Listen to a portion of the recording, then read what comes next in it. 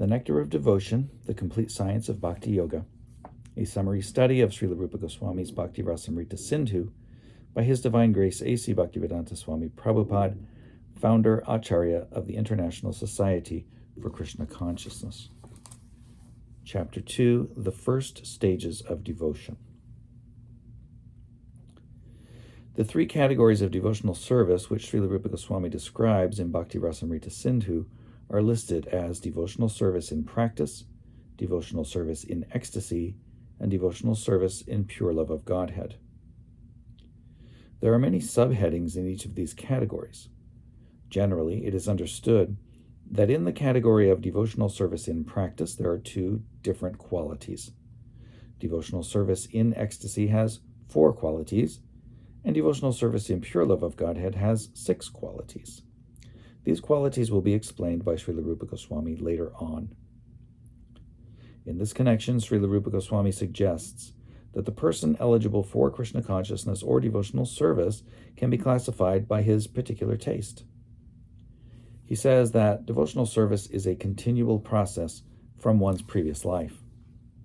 No one can take to devotional service unless he has had some previous connection with it. For example, suppose in this life I practice devotional service to some extent. Even though it is not 100% perfectly performed, whatever I have done will not be lost. In my next life, from the very point where I stop in this life, I shall begin again. In this way, there is always a continuity. But even if there is no continuity, if only by chance a person takes interest in a pure devotee's instruction, he can be accepted and can advance in devotional service. Anyway, for persons who have a natural taste for understanding books like Bhagavad Gita and Srimad Bhagavatam, devotional service is easier than for those who are simply accustomed to mental speculation and argumentative processes. To support this statement, there are many authoritative assertions by the learned scholars of bygone ages. According to their general opinion, a person may become governed by certain convictions derived by his own arguments and decisions. Then another person, who may be a greater logician, will nullify these conclusions and establish another thesis. In this way, the path of argument will never be safe or conclusive. Srimad Bhagavatam recommends, therefore, that one follow in the footsteps of the authorities. Here is a general description of devotional service given by Srila Rupa Goswami in his Bhakti Rasamrita Sindhu. Previously, it has been stated that devotional service can be divided into 3 categories, namely devotional service in practice, devotional service in ecstasy, and devotional service in pure love of God. Now, Sri Rupa Goswami proposes to describe devotional service in practice. Practice means employing our senses in some particular type of work. Therefore, devotional service in practice means utilizing our different sensory organs in service to Krishna. Some of the senses are meant for acquiring knowledge, and some are meant for executing the conclusions of our thinking, feeling, and willing. So practice means employing both the mind and the senses in practical devotional service. This practice is not for developing something artificial. For example, a child learns or practices to walk. This walking is not unnatural. The walking capacity is there originally in the child, and simply by a little practice he walks very nicely. Similarly, devotional service to the Supreme Lord is the natural instinct of every living entity. Even uncivilized men, like the Aborigines, offer their respectful obeisances to something wonderful exhibited by nature's law, and they appreciate that behind some wonderful exhibition or action there is something supreme. So this consciousness, though lying dormant in those who are materially contaminated, is found in every living entity, and when purified, this is called Krishna consciousness. There are certain prescribed methods for employing our senses and mind in such a way that our dormant consciousness for loving Krishna will be invoked, as much as the child with a little practice can begin to walk. One who has no basic walking capacity cannot walk by practice. Similarly, Krishna consciousness cannot be aroused simply by practice. Actually, there is no such practice. When we wish to develop our innate capacity for devotional service, there are certain processes which by our accepting and executing them will cause that dormant capacity to be invoked. Such practice is called sadhana bhakti. Every living entity under the spell of material energy is held to be in an abnormal condition of madness. In Srimad Bhagavatam it is said, quote, "Generally the conditioned soul is mad because he is always engaged in activities which are the causes of bondage and suffering," unquote. The spirit soul in his original condition is joyful, blissful, eternal, and full of knowledge. Only by his implication in material activities has he become miserable, temporary, and full of ignorance. This is due to vikarma. Vikarma means actions which should not be done. Therefore, we must practice sadhana bhakti, which means to offer mangalarti, deity worship, in the morning, to refrain from certain material activities, to offer obeisances to the spiritual master, and to follow many other rules and regulations which will be discussed here, one after another. These practices will help one become cured of madness. As a man's mental disease is cured by the directions of a psychiatrist, so this sadhana bhakti cures the conditioned soul of his madness under the spell of Maya, material illusion. Narada Muni mentions this sadhana bhakti in Srimad Bhagavatam, 7th canto, 1st chapter, verse 32.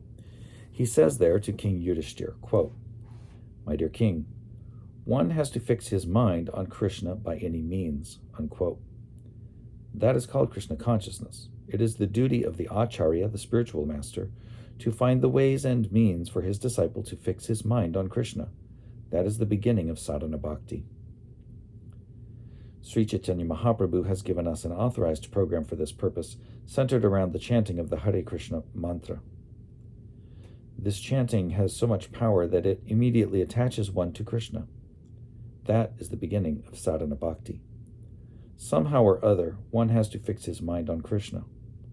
The great saint Ambarish Maharaj, although a responsible king, fixed his mind on Krishna, and similarly, anyone who tries to fix his mind in this way will very rapidly make progress in successfully reviving his original Krishna consciousness. Now, this sadhana bhakti, or practice of devotional service, may also be divided into two parts. The first part is called service according to regulative principles. One has to follow these different regulative principles by the order of the spiritual master or on the strength of authoritative scriptures, and there can be no question of refusal. That is called vaidhi, or regulated. One has to do it without argument. Another part of sadhana bhakti is called raganuga. Raganuga refers to the point at which, by following the regulative principles, one becomes a little more attached to Krishna and executes devotional service out of natural love. For example, a person engaged in devotional service may be ordered to rise early in the morning and offer arati, which is a form of deity worship. In the beginning, by the order of his spiritual master, one rises early in the morning and offers arati. But then he develops real attachment. When he gets this attachment, he automatically tries to decorate the deity and prepare different kinds of dresses and thinks of different plans to execute his devotional service nicely. Although it is within the category of practice, this offering of loving service is spontaneous, so the practice of devotional service, sadhana bhakti, can be divided into two parts, namely regulative and spontaneous. Rupa Goswami defines the first part of devotional service, or vaidhi bhakti, as follows, quote, "When there is no attachment or no spontaneous loving service to the Lord, and one is engaged in the service of the Lord simply out of obedience to the order of the spiritual master, or in pursuance of the scriptures, such obligatory service is called vaidhi bhakti," quote, unquote. These principles of vaidhi bhakti are also described in Srimad Bhagavatam, 2nd canto, 1st chapter, verse 5, where Shukadeva Goswami instructs the dying Maharaj Parikshit as to his course of action. Maharaj Parikshit met Shukadeva Goswami just a week before his death, and the king was perplexed as to what should be done before he was to pass on.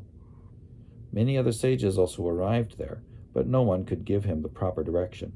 Shukadeva Goswami, however, gave this direction to him as follows, quote, My dear king, if you want to be fearless in meeting your death next week, for actually everyone is afraid at the point of death, then you must immediately begin the process of hearing and chanting and remembering God." Unquote.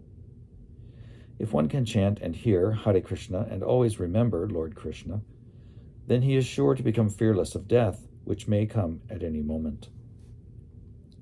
In the statements of Shukadeva Goswami, it is said that the Supreme Personality of Godhead is Krishna. Therefore, Shukadeva recommends that one should always hear about Krishna. He does not recommend that one hear and chant about the demigods. The Mayavadis, impersonalists, say that one may chant any name, either that of Krishna or those of the demigods, and the result will be the same, but actually this is not a fact. According to the authorized version of Srimad Bhagavatam, one has to hear and chant about Lord Vishnu, Krishna, only. So, Shukadeva Goswami has recommended to Parikshit Maharaj that in order to be fearless of death, one has to hear and chant and remember the Supreme Personality of Godhead, Krishna, by all means. He also mentions that the Supreme Personality of Godhead is Sarvatma. Sarvatma means the supersoul of everyone. Krishna is also mentioned as Ishvara, the Supreme Controller, who is situated in everyone's heart. Therefore, if some way or other we become attached to Krishna, he will make us free from all danger. In Bhagavad Gita it is said that anyone who becomes a devotee of the Lord is never vanquished. Others, however, are always vanquished. Vanquished means that after getting this human form of life, a person does not come out of the entanglement of birth and death and thus misses his golden opportunity. Such a person does not know where he is being thrown by the laws of nature. Suppose one does not develop Krishna consciousness in this human form of life. He will be thrown into the cycle of birth and death, involving 8,400,000 species of life, and his spiritual identity will remain lost. One does not know whether he is going to be a plant or a beast or a bird or something like that, because there are so many species of life. The recommendation of Rupa Goswami for reviving our original Krishna consciousness is that somehow or other we should apply our minds to Krishna very seriously and thus also become fearless of death. After death, we do not know our destination because we are completely under the control of the laws of nature. Only Krishna, the Supreme Personality of Godhead, is controller over the laws of nature. Therefore, if we take shelter of Krishna seriously, there will be no fear of being thrown back into the cycle of so many species of life. A sincere devotee will surely be transferred to the abode of Krishna, as affirmed in Bhagavad Gita. In the Padma Purana also, the same process is advised. There it is said that one should always remember Lord Vishnu. This is called dhyana, or meditation, always remembering Krishna. It is said that one has to meditate with his mind fixed upon Vishnu. Padma Purana recommends that one always fix his mind on the form of Vishnu by meditation and not forget him at any moment. And this state of consciousness is called samadhi, or trance. We should always try to mold the activities of our lives in such a way that we will constantly remember Vishnu or Krishna. That is Krishna consciousness.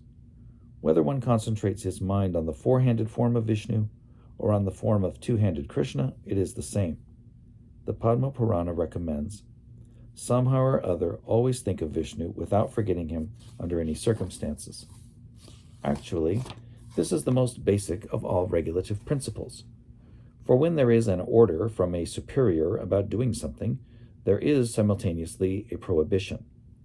When the order is that one should always remember Krishna, the prohibition is that one should never forget him.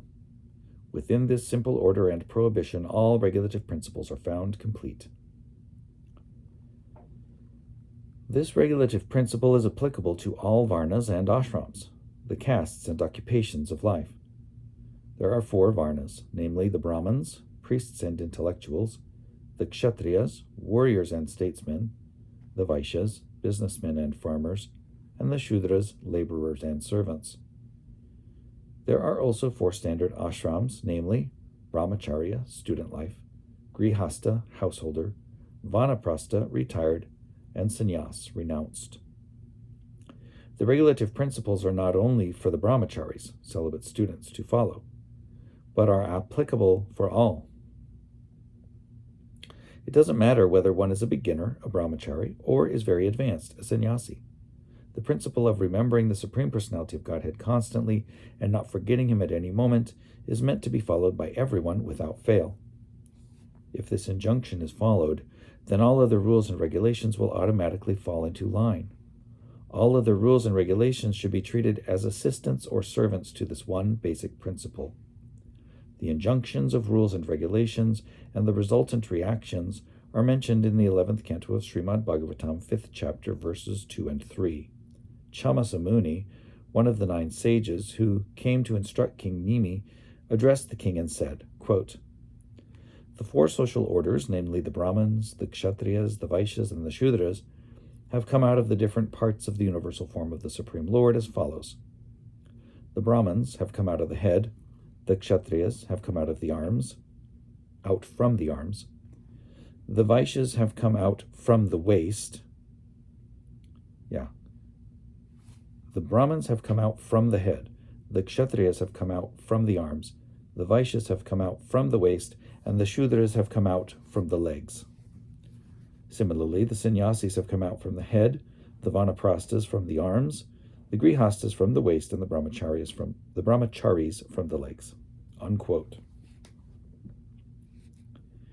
These different orders of society and grades of spiritual advancement are conceived in terms of qualification.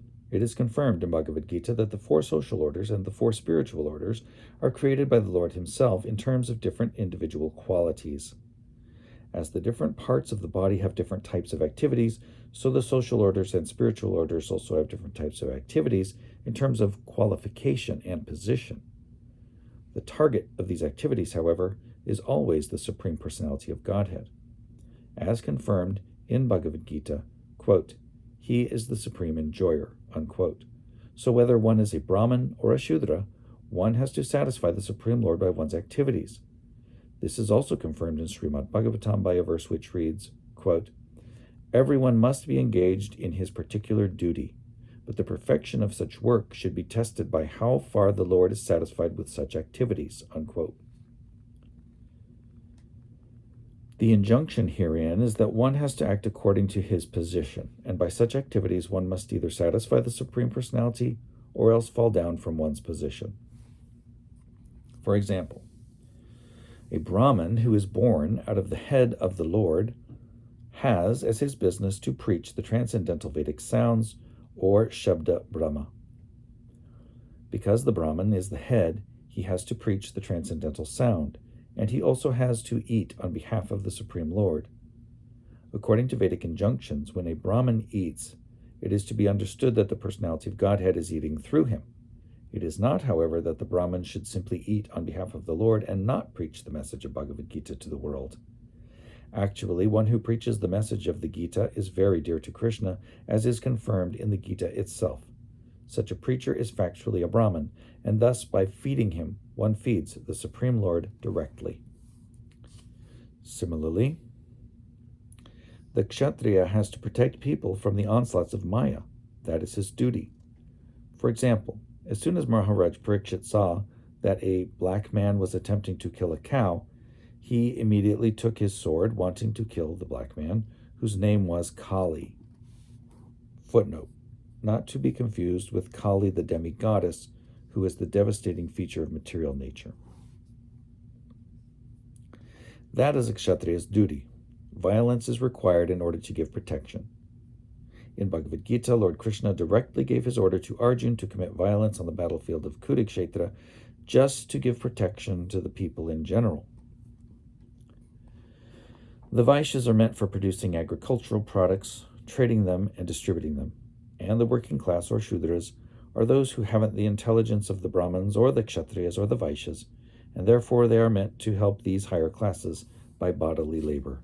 In this way, there is full cooperation and spiritual advancement among all the different orders of society. And when there is no such cooperation, the members of society will fall down. That is the present position in the Kali Yuga, this age of quarrel.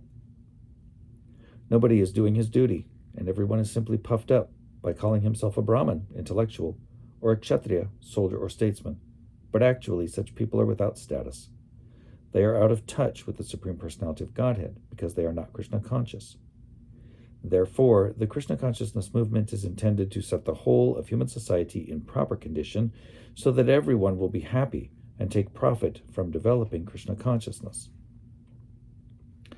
Lord Sri Krishna instructed Uddhava that by following the injunctions of the social and spiritual orders of human society, one can satisfy the Supreme Personality of Godhead, and as a result of such satisfaction, the whole society gets all the necessities of life amply and without difficulty. This is because, after all, the Supreme Personality of Godhead maintains all other living entities.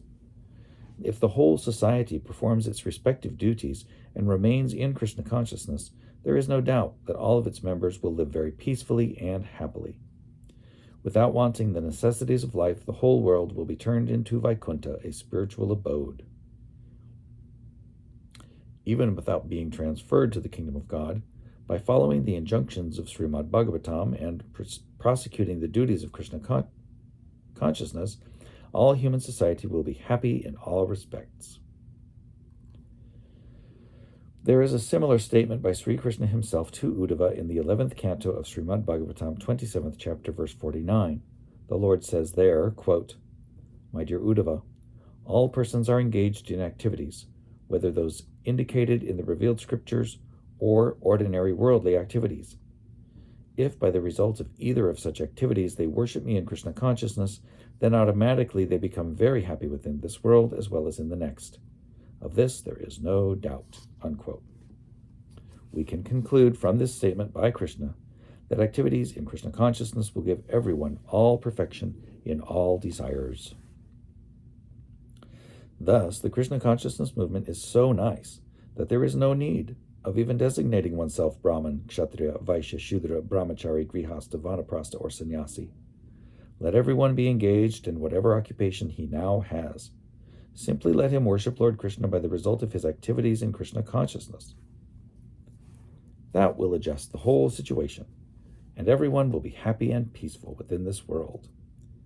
In the Narada Pancharatra, the regulative principles of devotional service are described as follows, quote, "Any activities sanctioned in the revealed scriptures and aiming at the satisfaction of the Supreme Personality of Godhead are accepted by saintly teachers as the regulative principles of devotional service. If one regularly executes such service unto the Supreme Personality of Godhead under the direction of a bona fide spiritual master, then gradually he rises to the platform of serving in pure love of God." Unquote.